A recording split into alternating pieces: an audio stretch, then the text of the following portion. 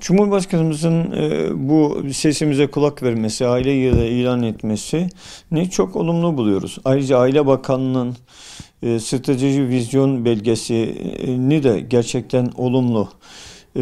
Beşinci o 5 yıllık planlarda da toplumsal cinsiyet eşitliğiyle mücadele edileceğini yazılması gerçekten olumlu şeyler. Tekliflerimizden birisi mesela boşanma yerine evlilik akdinin sona ermesi. Olumlu gelişmeler. Yalnız biz eksik olan yerleri söyleyelim. Şimdi daha önceden güçlü kadın güçlü Türkiye denilirdi. Elhamdülillah bu yanlıştan bizim ısrarımız sonucunda vazgeçtiler. Dua ve teşekkür ederiz. Artık güçlü aile, güçlü Türkiye deniliyor. Biz uyarmaya, kardeşçe uyarmaya devam edeceğiz. Şimdi toplumsal cinsiyet eşitliği veya toplumsal cinsiyet adaleti maskesiyle eşcinselliğin, affedersiniz, cinsi sapıklığın meşrulaştırılmasına biz hayır diyoruz. Birçok ülkede, Rusya'da, Avrupa'nın birçok ülkesinde yasakken bizim ülkemizde serbestçe faaliyet göstermesinin de yasaklanması lazım. Bu Ceza Kanunu'nun 76-77. maddesine göre hem topluma karşı, insanlığa karşı suç hem de soykırım suçundan işlem yapılması lazım. Ayrıca artık biz sokaklara çıkamıyoruz. Mesela hep erkek tacizi deniliyor da hiç kadınların tacizinden bahsedilmiyor. Şehvet terörü sokakta kol geziyor. O tacizcilikten teşhircilik, tacizciliktir işlem yapılmasını 225'e göre Ceza Kanunu'nun işlem yapılmasını istiyoruz ve bunun yasaklanmasını istiyoruz.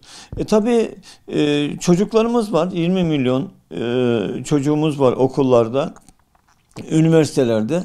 Onun için de biz Kur'an dersinin mecburi olmasını önce ahlak, maneviyat, aile seferberliği yılı ilan etmemiz lazım. Çocuğun da desteklenmesi lazım. Mesela bir çocuk başına annenin sigortalanması gerekir. Bir çocukta 1/3 asgari ücret verebiliriz. 2 çocuğa işte yarısını verebiliriz. 3 çocuğa 2/3 verebiliriz gibi teşvikler olmalı. Annelik sigortalanmalı. Şimdi kadın istihdamı yanlışından maalesef iktidar, hükümet hala vazgeçmedi. Kadın istihdamı diyerek kadını evden atıyoruz. Bu çocuğa da bir başkasına baktırıyoruz, çalışıyor diye.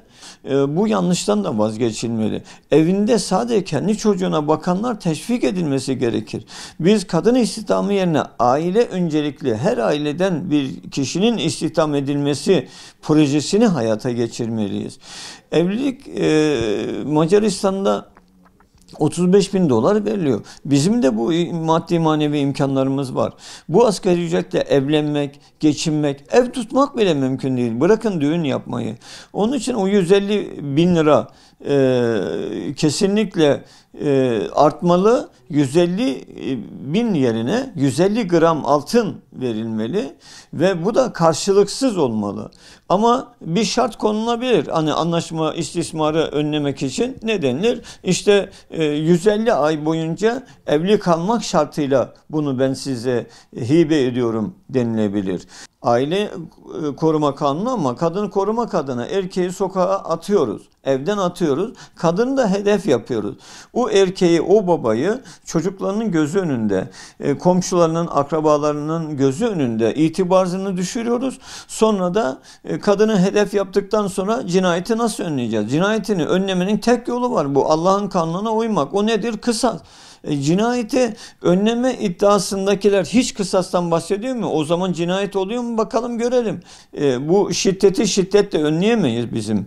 Önceden nasıl Kur'an'da hakem heyeti, tahkim heyeti varsa arabuluculuk heyetini mutlaka boşanmadan önce zorunlu, mecbur yapmamız lazım. Şu anda yasak. 62-84 kalkmadan İstanbul Sözleşmesi zaten kalktığı için bu yok hükmündedir.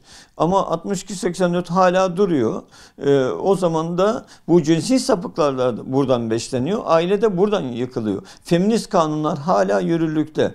Bizim fıtrata, aslımıza dönmemiz lazım. Onun için de yasalarımızın fıtrata uygun, İslam'a uygun, gelenek göreneklerimize göre yapılırsa bu aile seferberliğinde dünya bizim olabilir. Biz önce aile diye sloganıyla ailemize sahip çıkarsak bırakın Türkiye'yi dünyaya sahip çıkmış oluruz. Cumhurbaşkanının yapmış olduğu bu nüfus planlaması, çocukların sayısının artması için yapılan bu hamle gerçekten güzel. Ancak Avrupa'da 18 yaşına kadar bu teşvikler var. Türkiye'de de en azından 5 yaşına kadar bu mevcut çocukları olanları da kapsamalı. Çünkü hayat gerçekten pahalı. Bir süt, bir bez, giyecek onlara katkıda olmuş olur.